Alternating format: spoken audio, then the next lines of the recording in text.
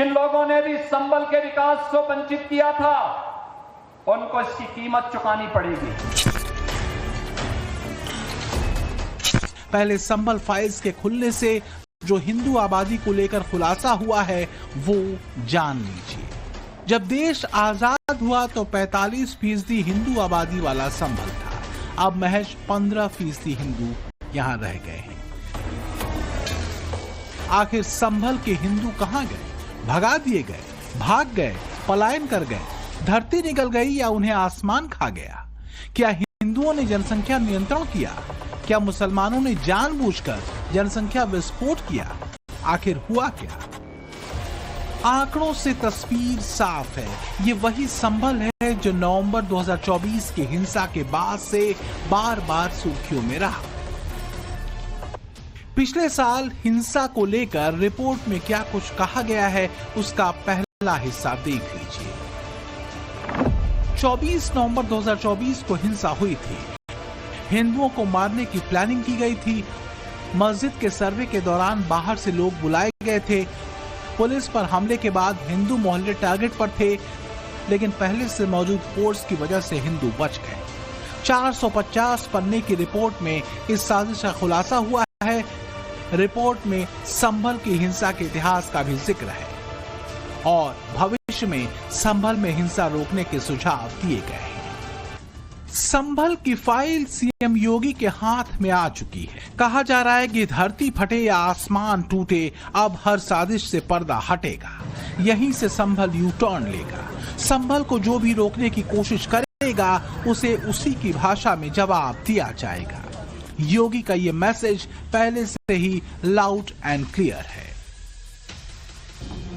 संभल के खिलाफ इतनी बड़ी साजिश किसने रची?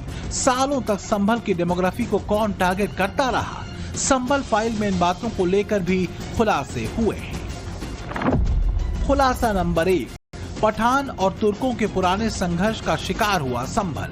तुर्क पठान के बीच हिंसा हुई, लेकिन हिंदू निशाना बनाए गए। खुलासा नंबर 2, 24 नवंबर की हिंसा में भी हिंदुओं को मारने की प्लानिंग थी। बाहर से दंगाई बुलाए गए, लेकिन पुलिस की सतर्कता से हिंदू बच गए। खुलासा नंबर 3, संभल में हिंदुओं के खिलाफ लगातार साजिश की गई। 78 साल में हिंदुओं की आबादी 30% घट गई। खुलासा नंबर 4, कई आतंकी संगठनों का अड्डा बन चुका है संभल। अल-कायदा, हरकतुल मुजाहिदीन जैसे टेरर ग्रुप यहाँ पर मौजूद हैं। संभल में अवैध हथियार और नारकोटिक्स गैंग एक्टिव। ऐसे कारण क्या हैं कि जो मुस्लिम डोमिनेटेड एरिया हैं वहां पे हिंदू समाज के लोग अपने फंडामेंटल राइट्स, अपने संवैधानिक राइट्स का उपयोग नहीं कर पा रहे हैं? और अगर ऐसा है तो ये बहुत बड़ी चिंता का विषय है और एसआईटी ने मुझे लगता है इन सारी बातों को ही उजागर किया है। संभल को लेकर जो खुलासे हो रहे हैं वो बेहद चौंकाने वाले हैं। जहां कभी आधी आबादी हिंदुओं की हुआ करती थी, वहां आज की तारीख में मुस्लिम आबादी 85% तक पहुंच गई। रिपोर्ट में दावा किया गया है कि संभल में आजादी के बाद 15 दंगे हुए। 1947, 48, 1953, 1958, 1962, 1976, 1978, 1980, 1990, 1992, 1995, 2001, 2019 और 2024। दावा यह भी है कि 1947 से हर दंगे में सिर्फ हिंदू ही मारे गए। संभल के दंगों में अब तक 209 हिंदुओं की हत्या की गई। 1978 में होली के बाद हुए दंगों में 184 हिंदुओं को मारा गया और ऐसी ही साजिश पिछले साल नवंबर में हिंसा के दौरान रची गई, लेकिन योगी की पुलिस ने दंगाइयों के मंसूबे को कामयाब नहीं होने दिया।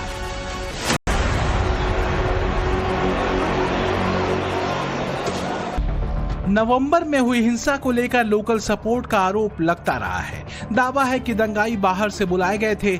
ऐसे में बिना लोकल सपोर्ट के उन्हें संभल की गलियों का भी पता नहीं चलता। संभल की न्यायिक रिपोर्ट में भी लोकल लीडरशिप का जिक्र है।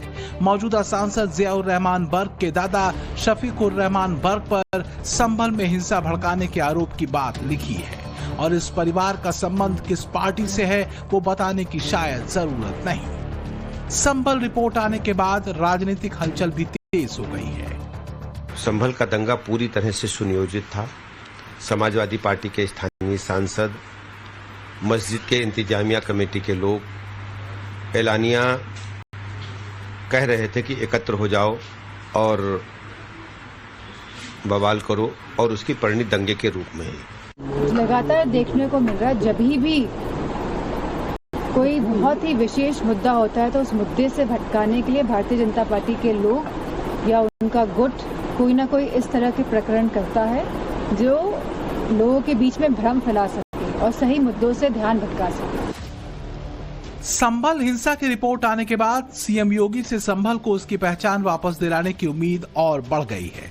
हालांकि उन्होंने नवंबर में हुई हिंसा के बाद अपने पहले संभल दौरे पर ही अपने इरादे जनता के सामने रख दिए थे।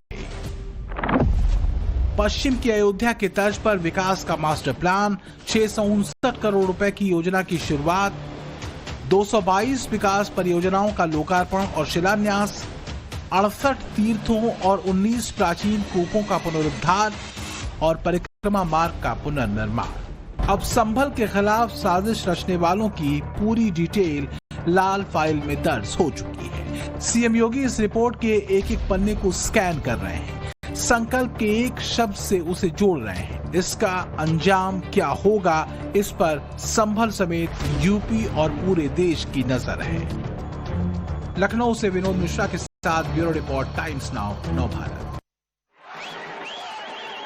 और ये तस्वीरें हम आपको दिखा रहे हैं। मनोज जरांगे पाटिल एक बार फिर से बड़े आंदोलन के लिए तैयार है। मराठा आरक्षण की मांग को लेकर आजाद मैदान में आमरण अनशन शुरू करने वाले। हालांकि एक दिन के ही आंदोलन की इजाजत मिली है, लेकिन जरा आप तस्वीरें देखिए, ये एक बार फिर से महाराष्ट्र सरकार के लिए एक बड़ी मुश्किल के रूप में सामने नजर आ रही है, क्योंकि मुंबई में मराठा आंदोलन की हलचल एक बार फिर से तेज हो गई है। आज से अनिश्चितकालीन उपवास शुरू करने की बात मराठा नेता मनोज जरांगे पाटिल ने कही है। और ये तस्वीर आप देखिए, जहां हजारों समर्थकों के साथ वो मौजूद हैं। और मराठा आरक्षण की मांग को लेकर पहले भी इस तरह की तस्वीरें हमने महाराष्ट्र में देखी हैं। एक बार फिर से देखिए, क्योंकि इस आंदोलन को देखते हुए कानून व्यवस्था बनाए रखने के लिए बड़ी चुनौती प्रशासन के सामने है। 1500 से अधिक पुलिसकर्मियों को आजाद मैदान में तैनात किया गया है। खुद जो बड़े पुलिस अधिकारी हैं सुरक्षा व्यवस्था का जायजा ले रहे हैं। दरअसल मनोज जरांगे पाटिल ने यह घोषणा की है कि वो आजाद मैदान में आज से अनिश्चित